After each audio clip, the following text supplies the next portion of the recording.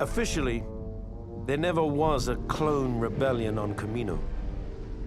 Unofficially, approximately 20 years after we were created, a special detachment of the Imperial 501st Legion was dispatched to Kamino with orders to eradicate an army of clones that had been bred to take arms against the Empire. Our mission commander, an expert on the inner workings of Kamino, was a young bounty hunter named Boba Fett. What's up, guys? Welcome back to Let's Play Star Wars Battlefront 2! So we're going to be doing an incessant amount of goofing off in this level, or at least this level is capable of a lot of goofing off. So now, watch our reinforcements here as we go through this first section. As you will see, they will increase by a completely arbitrary amount.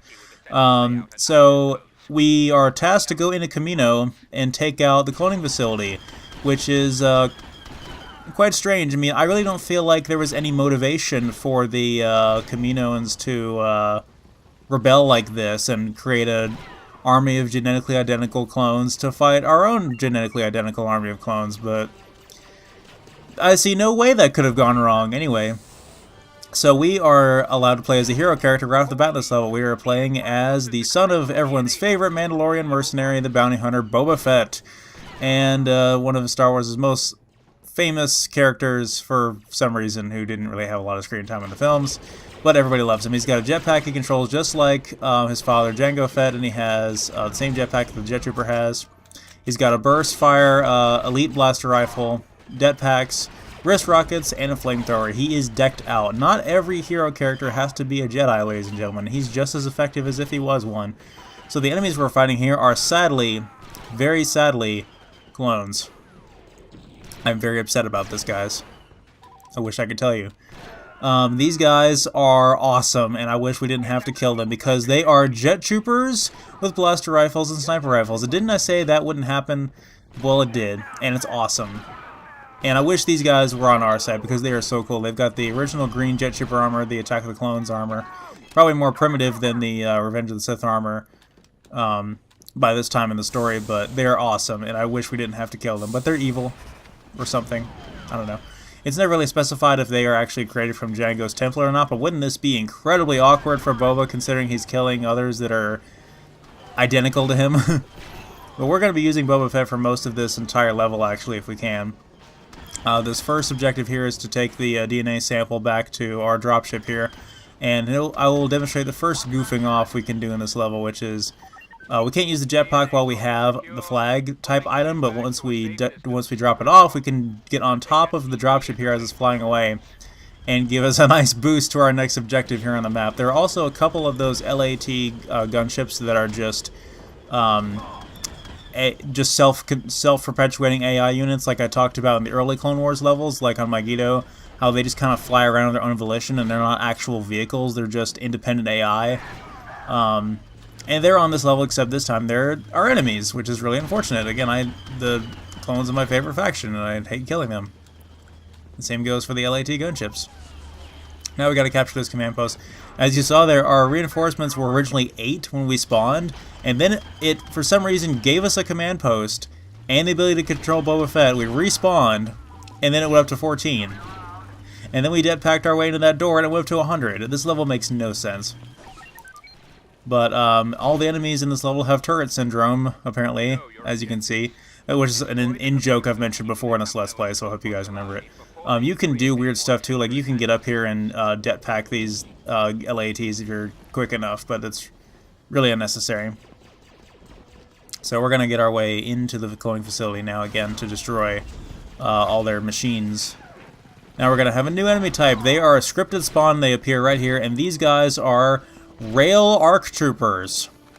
Yes, you heard me. Rail ARC Troopers. Can you think of a more badass combination than this?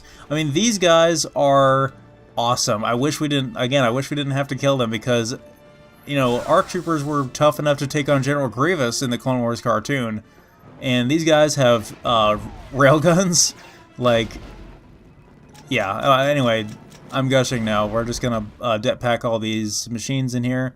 I'm going to need to stop by the Gonk droid here and get some more ammo. The jetpacks do a lot more damage than the wrist rockets, but 3 wrist rockets should take out one of these machines.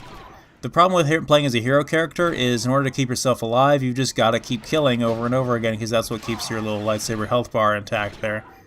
So when we stop to get ammo is really going to impede us quite a bit here. I'm trying to just focus on the mission and not let myself get distracted by who we're killing here, or why. We're almost done, though. We should be able to complete this whole mission without having to really play as another character. I hope I can do the whole thing as Boba Fett.